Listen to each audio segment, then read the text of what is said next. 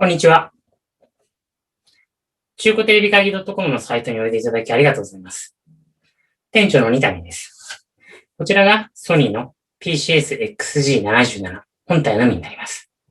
こちらは主に故障した場合の交換用にお求めいただいております。すでに販売終了となっているため、当店で扱っているのはすべて中古品になります。中古品って言うと大丈夫かなとご心配される方いらっしゃるかもしれませんが、当店では入念なチェックをしておりますし、お買い上げいただいてから3ヶ月間無料で保証しております。それ以降でも何かありましたら、対応いたしますので、ご安心してお求めください。ご注文方法は2通りあります。オンラインでのご注文と、見積書発注書でのご注文になります。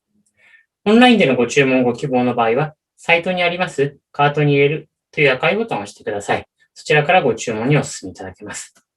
見積書発注書でのご注文ご希望の場合は、見積書の依頼はこちらというリンクがありますので、そちらから見積もりの依頼をかけてください。当店の方から見積書と発注書をお送りしますので、発注書に記入いただき、返信いただければご注文となります。お支払い方法はクレジットカード払い、銀行振込、代引きとなります。銀行振込ご希望のお客様でご登録いただきますと、請求書での後払いの対応もしております。ご希望の方は、後払いの登録はこちらというリンクがありますので、そちらから登録いただければと思います。それ以外にもご質問ですとか、ご不明な点ありましたら、問い合わせフォーム、もしくは電話にてお問い合わせください。よろしくお願いいたします。